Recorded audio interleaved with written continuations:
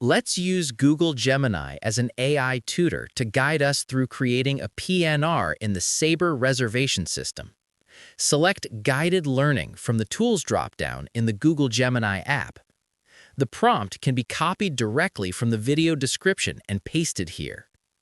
I want to learn the Sabre reservation system. Please act as my tutor and guide me through the basics of creating a PNR step by step. Let's jump right into Sabre training. Creating a passenger name record, PNR, is a fundamental skill for any travel consultant. In Sabre, we rely on specific command formats to communicate with the system. You're starting at the perfect spot, checking availability. This allows us to see which flights have open seats. The basic syntax for a neutral availability search typically follows this structure. 1. Date, origin, destination. Based on that structure, what would be the exact command string to check flights from ADD to JFK on 10 June? 1. 10 June, ADD, JFK. Spot on. That is the exact command syntax. Since June 2026 is too far in the future for a live system, let's simulate what the response would look like on your screen. This is a standard Sabre availability display. Here's a quick breakdown of line 1. 1. The line number. This is crucial for the next step. ET500, the airline, Ethiopian Airlines, and flight number. J7, Y7, the booking classes, for example, J is business, Y is economy, and the number of seats available. 7 usually means 7 or more. 0830-1445, departure and arrival times. Step 2. Selling the seat. Now that we see the flight, we need to grab a seat on it. In Sabre, we call this selling a segment. The command to sell a seat uses the 0 action code. The syntax is 0, number of seats, class of service, line number. Based on that syntax, how would you sell one seat in Y class, economy, from line 1? 0, 1, Y, 1. That is correct. 0, 1, Y, 1 is the precise command to sell one seat in Y class from line 1. When you enter that, the system moves the flight info from the availability list into your temporary itinerary. Your screen would now look something like this. HK1. This is the status code. HK means holding confirmed, and 1 is the number of seats. Step 3. The name field. Now that we have a flight, we need a passenger. A PNR requires 5 mandatory elements to be saved.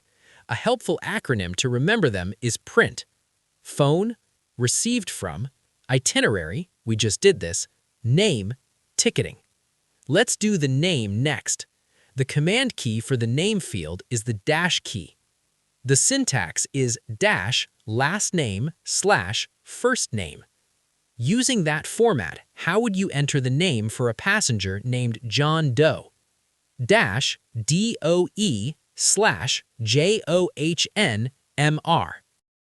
That works perfectly. Adding the title, MR, right after the first name is standard practice in Sabre. We have the itinerary and the name. Let's look at our print checklist. Phone, received from, itinerary, done, name, done, ticketing. Your PNR is taking shape. Here's what your screen would look like now. Step 4. Contact information. Phone. We need a way to contact the passenger. The command key for the phone field is 9. The syntax usually looks like this. 9, area code, / number, - type code. Common type codes are B for business, H for home, and M for mobile or cell. Using that format, how would you enter the business phone number 212-555-0000? I am deliberate entering information to check the error message or guidelines for correct format. You are so close. You correctly added the -B code for business, which was the missing piece. There's just one small typo. You entered 99 at the beginning. The first 9 is the command key. The second 9 would become the first digit of the phone number. Since the phone number is 212, we only need 19 at the start.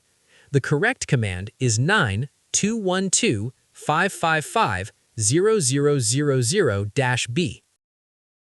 We are almost done with our print checklist. Phone, done. Received from, itinerary, done. Name, done. Ticketing. Step 5. Ticketing, time limit. We need to tell the system when we plan to issue the ticket so the reservation doesn't get canceled. The command key for ticketing is 7, and a common manual code is TAW, ticket at will. The format is 7, TAW, date, /. Using that format, how would you enter a ticketing time limit for June 1st? 7, TAW, 01 June /. Let's look at our print checklist one last time. Phone, done. Received from, itinerary, done. Name, done. Ticketing, done. Step 6. Received from. We are down to the R. This field is mandatory because it creates a legal record of who asked for these changes. It acts as a digital signature for the transaction. The command key for this field is 6. The syntax is very simple. 6, name of person requesting the booking. Since you're talking to the passenger directly, you would typically put his name. How would you enter that the request was received from Mr. Doe? 6, Mr. Doe. That is correct. You have signed the PNR. This completes our print checklist.